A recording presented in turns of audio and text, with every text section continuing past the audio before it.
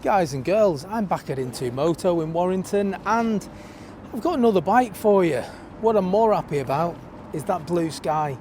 Glorious today, nice and warm, nice and dry. I'm happy. Let's have a look what today's bike is.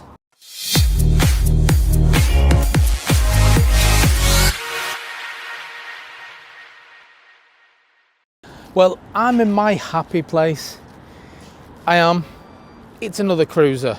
It's a 125 Hyosung Aquila, and if you're into cruisers, you're gonna really like the looks of this one, because I do. Now, if you're not into cruisers, this might not be for you, but there is a reason why these bikes sell so well and why I like them so much. So just carry on watching. So what we'll do, usual drill, we'll have a look around the bike. I'll throw some specs at you as we're going. Let's go. So there you've got your close-up.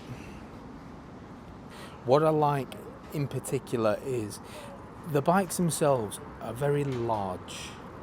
They're very big bikes. When you consider it is only a 124cc motorcycle, it gives the impression of a much larger bike. It does, from the big chunky wheels to just the length, the sheer size of it just gives you a better road presence.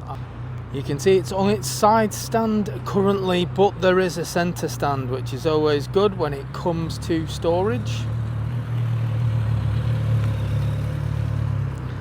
And it has got a classic cruiser look. It's on a 66 plate, so in the UK that is a 2016 version. So it is a used bike, but again, I've said it before, I'll say it again, when you take a used motorcycle out, I think it is better than taking a brand new bike out, because you can see what the bikes are actually like when they've been used, especially something like this that is as near as, damn it, 9 years old. So if you've got a 9-year-old bike and it still rides as it's meant to, I think that is a better review than something that's just rolled out the factory that rides nicely. Because brand new bikes, they should all ride nicely. Bikes that are a year or two old, again, should ride nicely. But something like this, that's got some years to it, if it rides nicely, amazing. But we'll see. I haven't ridden it yet. I've not even started it up yet. Exhaust on this. Just look at the size on that. Again, it does not look like a smaller engine bike. It looks like something that is much bigger. You can definitely see how a lot of brands draw their inspiration from Harley Davidson's, Indians, that kind of bike. You can just see little touches on it that just make you think. I'm not going to say copied, because I'm sure that's totally illegal, but you can see where they've got their inspiration. Two-tone seat, bit of black and brown on there, looks decent. Decent rear seat as well, as you can see with my hand.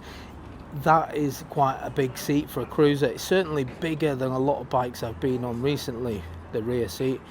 That's good. There's no grab handle as such to speak of. Rear pegs, and looking at those, they don't look like they've ever been used. But it is a small capacity bike, so they may not have been used. The tank on this looks absolutely massive. Typical cruiser, I suppose. But it only has a 14-litre fuel tank, so not bad for a 125, but it's not as big as it looks, to be fair, because it does look huge. And with those 14 litres, you should be getting around 100 miles per gallon. It's not something I'm going to be testing today, so if you do have one, please do let me know in the comments if you've managed to get anywhere near the claimed 100 miles per gallon. Would be interesting, especially for anyone considering buying one. The engine on this is air and oil cooled, and according to the figures, it's got just over 13 horsepower. Now, no, it's not the maximum, however, it's not that type of bike. For me, cruisers are made to go slow. They are. They're made to bimble round, looking cool, being comfortable. It's the vibe I get from them, and it's why I like them. They slow me down, but I still have the same amount of fun. Or let's hope I do today. Front brakes on this, we've got a 280mm disc with a 2-piston caliper. On the rear wheel, we've got 130mm drummed. That seems to be quite popular with a lot of the older cruisers as well. For a smaller capacity bike, this is quite heavy. So it's 155 kilograms, that's the dry weight. So you can add probably 10 kilograms or so on for adding all of the fluids that you need. But this is the thing with cruisers, because they are quite low, they carry the weight quite low, it actually makes them feel lighter than what they are. And that is normally the case. I mean, we're on the side stand now. Now a little lift, it's off the side stand. The side stand is on a spring, and as soon as you take any weight off that, it flies up. Something to be mindful of if you were to buy something like this. But back to the weight, yeah, it's easy for me to pick up off the side stand with little to no effort. As far as pushing it goes, as you can see, not a lot of effort involved to move the bike around, and that, as I've said, is just purely because whilst heavier than the average 125cc motorcycle, yeah, it doesn't feel it. Now there's your view from the seat. Now I like the bars, they're like mini apes, they come up a couple of inches, which should make for a comfortable ride. It means you're not stretching, but I'll find out shortly when I sit on the bike. Let's talk dials first of all. Nice old school dials, just really in keeping with the bike, and I've said this recently in a video. If you've got a bike that looks like this, it would be ruined to put any sort of digital TFT or anything like that on. This just suits it. You've got just the old dials there for your speedo. You've got your rev counter over this side. There is a little digital display there that does have a little bit of information on. You can see total miles and a fuel gauge. You can see with this one, it's done a little over 3,500 miles. So for a bike of this age, that is not a lot of riding being done. Buttons, it is a basic bike, so you're going to get little to no buttons on it. So you can see you've got horn indicator, you've got your high and low beam, and it does have a choke. Not seen one of those on a bike for a while. Right hand side, you've got your engine start, you've got your hazards, and there's a cut-off switch as well. And one of the reasons I love cruisers so much, low seat height, 690mm, so it's definitely something that suits the shorter rider. And you can see I've got a bend in my knee there. I can stand up and my backside is probably a couple of inches off the seat. So if you're a shorter rider, don't worry. As far as controls go, you have got forward controls. Now, I love forward controls. I've mentioned them recently on my long-term loan bike, the Morbid LEC 1002V. Mouthful that bike, but it's got the forward controls and it's my favourite position to ride in. Just find it so comfortable, especially for a long journey. And just the test that I like to do now, just to show you, this bike, whilst it is 155 kilograms, in fact, with fuel, it's probably closer to 165, 170. So it's quite heavy for a 125. However, you can see little to no effort. You can just walk it easily. It's got quite a good turning circle on it. We'll see what it's like on the move. I'll be doing a U-turn straight away in the car park, so we'll see just how good the turning circle is. But there does seem to be a lot when you are moving it from full lock to full lock. Quite a wide seat as you'd normally get on a cruiser, but it does feel nicely cushioned. My back is up straight. I don't need to fully stretch my arms out to achieve a straight back.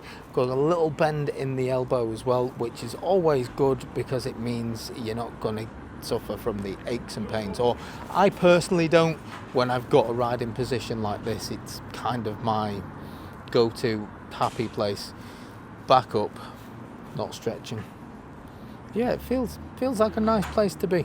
This bike is for sale at Moto for £2,199. Now, is that a used bike bargain? Well, I don't know yet, because I need to take it for a ride.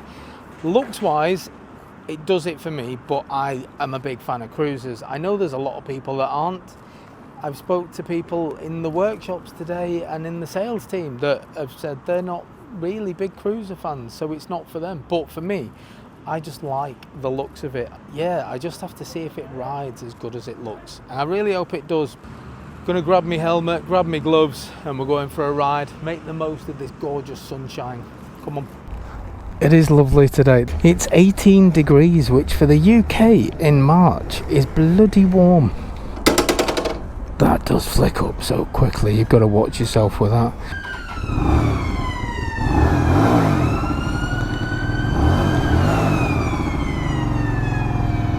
Okay, so this bike being cold, it's not been pre-warmed up for me or anything like that.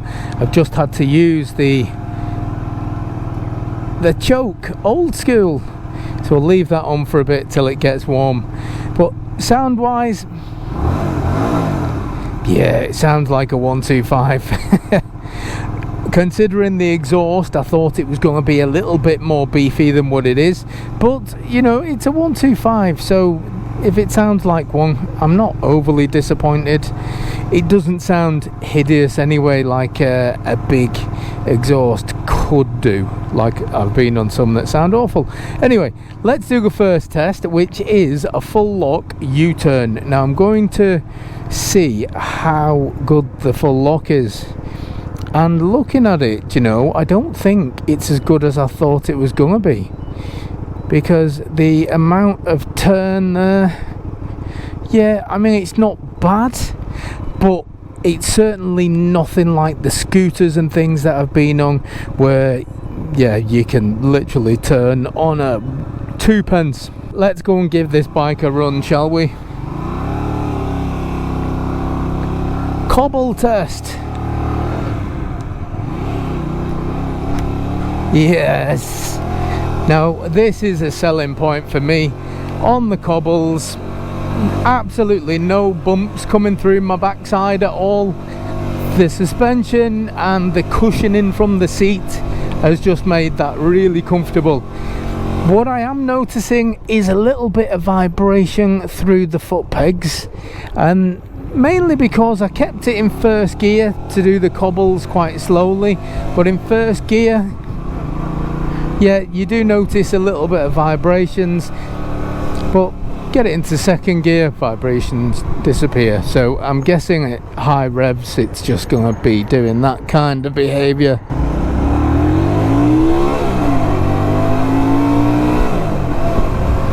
Going through the gears very nicely. 125 cruisers generally are the slowest performing bikes that you will take out, and they are, that's how they feel for me, but that is what I want them to be like. The whole point for me of a cruiser is to just relax, chill out, just sit back and just take in the views, just don't rush. That's the thing with cruisers, that's what they're for. They work wonders for me for stress levels. And this is doing exactly the same thing, and that is because you're in that laid back position. Instead of, like now, I've just instinctively done it, rather than trying to get to the front of the queue here and try and beat everyone off the lights. I'm just sat here, just without a care in the world, and I've done it just instinctively because I'm on a cruiser and I'm not in a rush. So why do I need to beat all the traffic to get in front of two cars? I'm really not bothered. And that's how cruisers make you feel, just relaxed. And I think that's a good thing, especially if you think you have got tendencies to overdo it. If you are the type of person that is always risking the license every time you go out for a ride, because you're always getting too giddy and you want to go faster and faster and faster, well, cruisers chill you out, and who knows, they could actually save your license.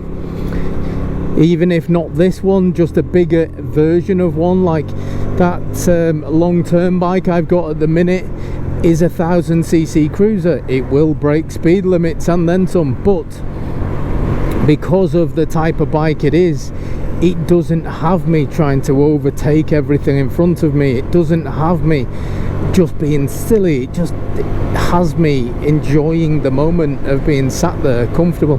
As far as performance goes, it will keep up with traffic quite easily.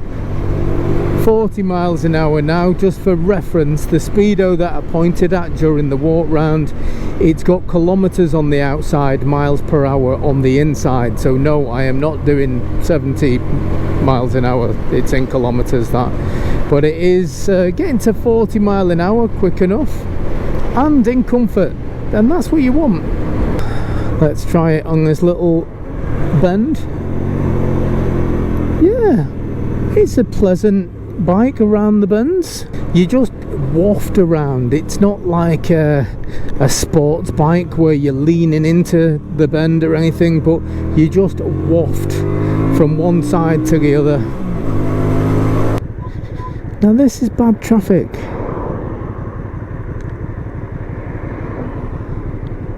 Let's do some sneaking. I don't mind staying behind traffic if there's one or two cars, but staying behind traffic when there is a million cars, yeah, that's just not for me, that.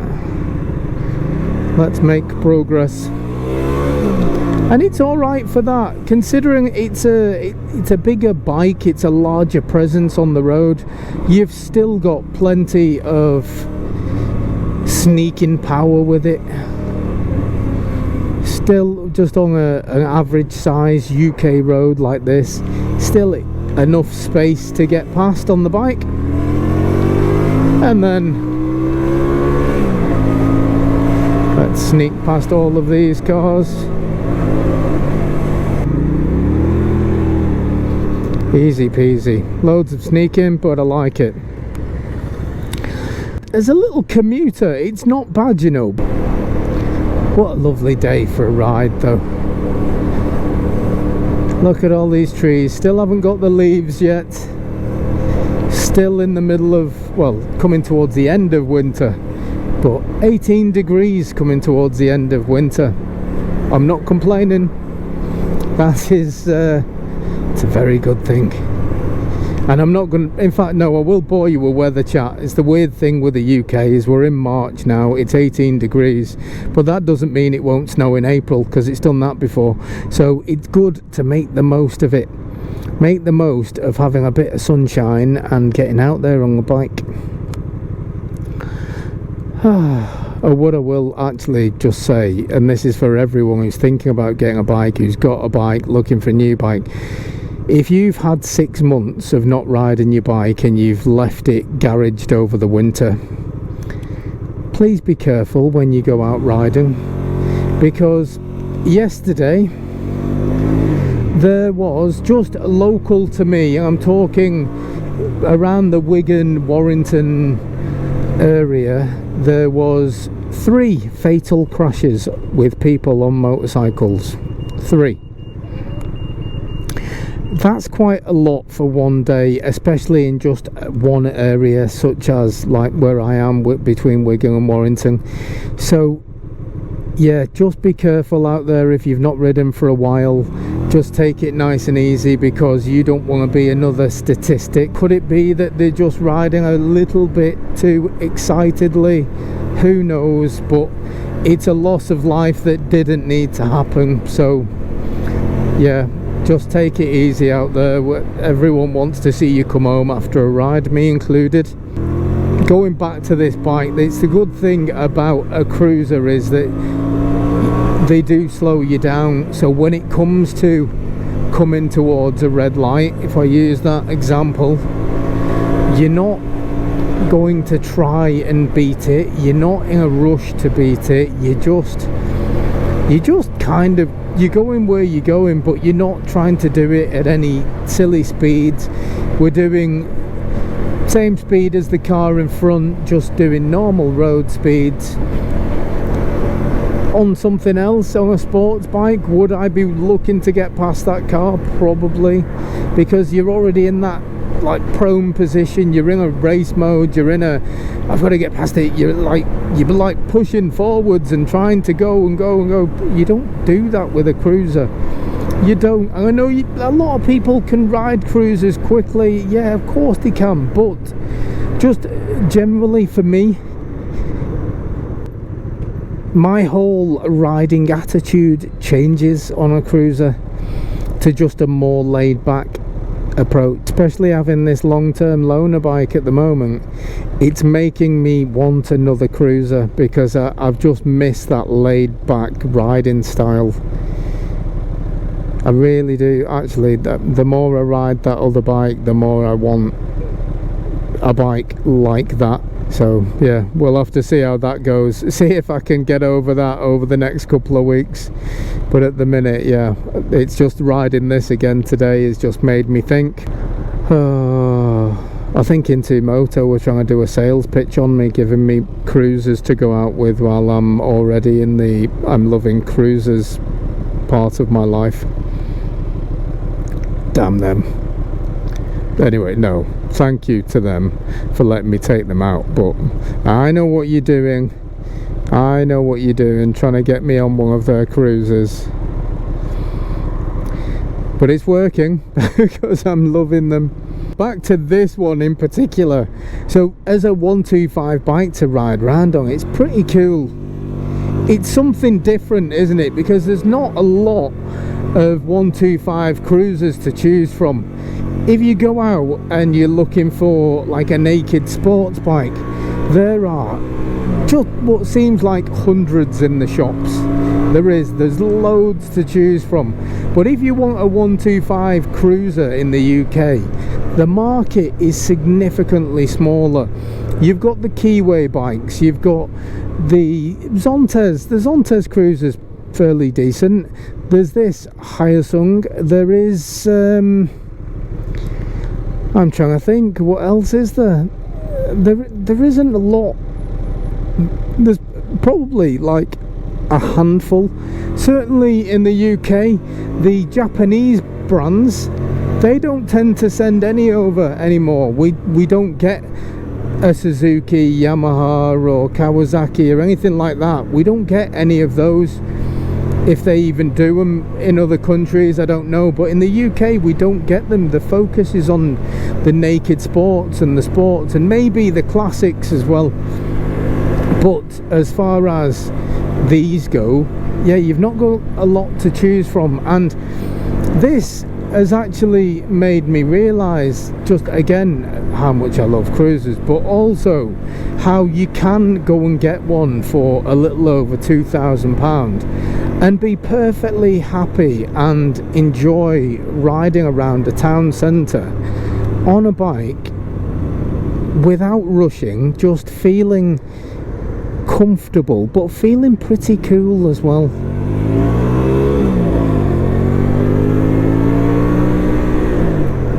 Just feeling nice and relaxed.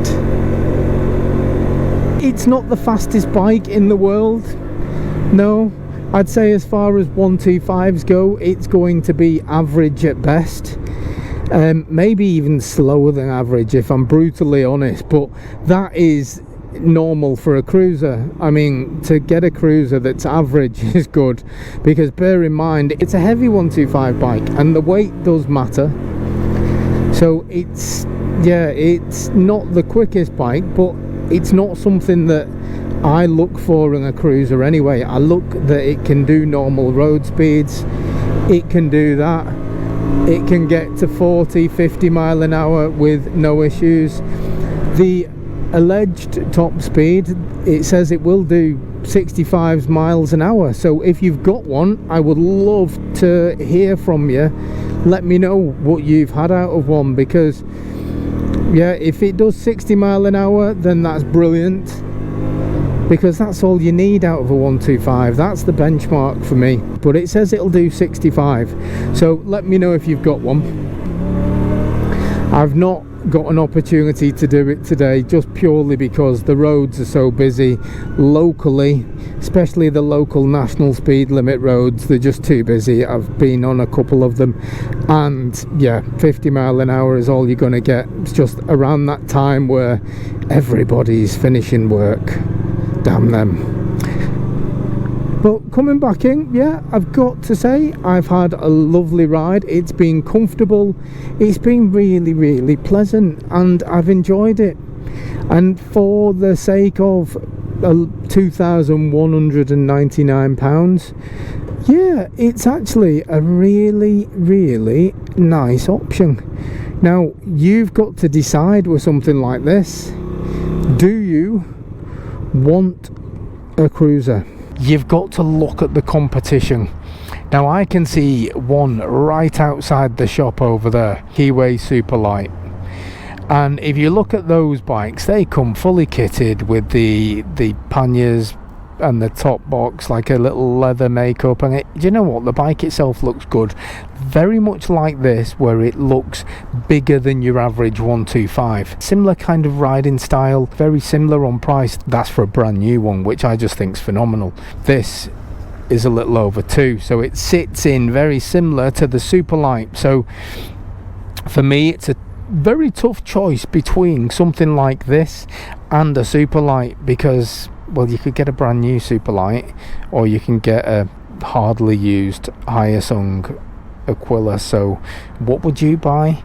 Let me know in the comments. I personally, now I like this, I've enjoyed riding this, but I think just purely for value for money, I would probably go for a Superlight, just purely because it's a brand new bike and you're going to get the warranty and stuff like that with it. However, lots of people buy the Superlight. I've said it's a really popular choice, and I can see why, because of value and everything else. But if you didn't want the same bike as everybody else, then you do have options like this available. That's going to do me. I will catch you guys on the next one. Should you want this bike, I'll put a link in the description.